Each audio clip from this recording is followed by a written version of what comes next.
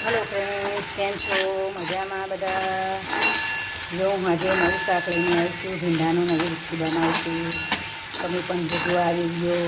આ ભીંડાને હું પહેલાં તેલમાં વધારે તેલમાં ફ્રાય કરી લઉં છું. પછી ભીંડા કાઢી અને હું બનાવું છું શાક. તમે વિડીયો જોતા રહેજો એક સુધી અને મારી વિડીયોને લાઈક કરતા રહેજો, સબસ્ક્રાઈબ કરતા રહેજો. ભીંડા કાઢી લીધા છે, આટલા થઈ ગયા. હવે આ ભીંડાનો વઘાર મૂકું છું. જો હવે વધેલા તેલમાં થોડુંક નાખી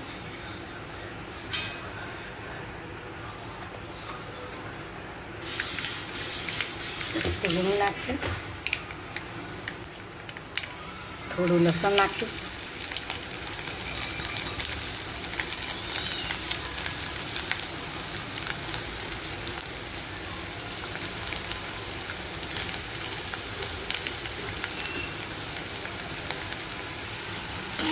હવે તેમાં ડુંગળી નાખી. મને એક હાથે ફાવતું નથી એટલે હું ધીરે ધીરે એક એક વસ્તુ કરીને નાખતી જાઉં છું.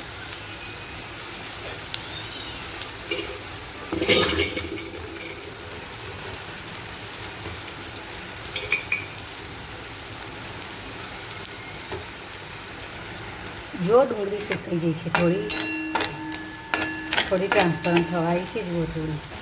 હવે તેમાં હું ટામેટાં નાખી દઉં છું.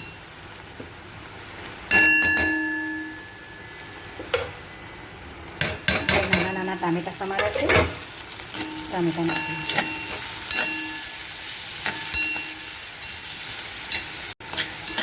હવે થોડી વાર થઈ ગઈ છે.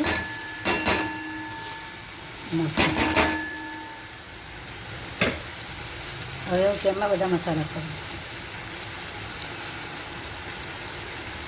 2 ચમચી લાલ મરચું નાખું,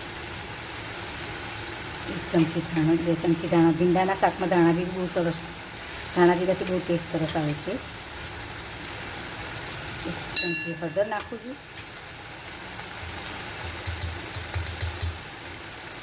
1.5 નાની ચમચી ગરમ મસાલો નાખું.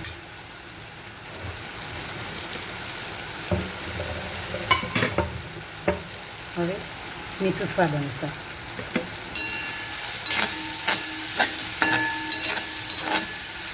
આટલાના ભાગનું મીઠું તો નાખ્યું છે. ભીંડા નાખીશું પછી એના ભાગનું નાખીશું.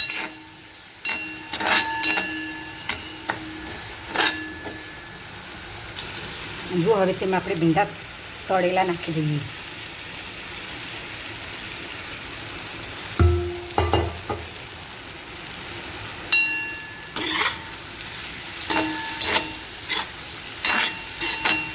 એકલા ભીંડાનું શાક તો તમે કેટલી વખત ખાધું હશે, પણ આ રીતે તમે બનાવેલું નહીં ખાધું. અને ખાધું હોય તો મને કોમેન્ટમાં કરતા રહેજો કોને કોને આવી રીતે શાક બનાવ્યું છે. આ શાક બહુ જ ટેસ્ટી લાગે છે, મસ્ત લાગે છે. બધા મસાલા અંદર ચડિયાતા હોય છે. શાક બહુ જ સરસ લાગે છે. જો સેજ આટલી ખાંડ નાખવાની ચડી જાય એટલે પછી બહુ જ સરસ ટેસ્ટ લાગે છે. આટલું થોડી ખાંડ નાખવાથી બધાનું ટામેટાં ડુંગળી બધાનું બેલેન્સ થઈ જાય છે. એટલું મસ્ત ટેસ્ટી શાક થાય છે ને. જો આખું શાક હવે તૈયાર થઈ ગયું છે. જો છે ને આખું શાક મસ્ત થયું છે ને. મસ્ત સરસ શાક પરોઠા રોટલી સાથે બહુ મસ્ત ટેસ્ટી થાય છે. તમે પણ બનાવજો. મારી ચેનલને લાઈક સબસ્ક્રાઈબ અને શેર કરતા રહેજો, કોમેન્ટ કરતા રહેજો. Thank you. આભાર.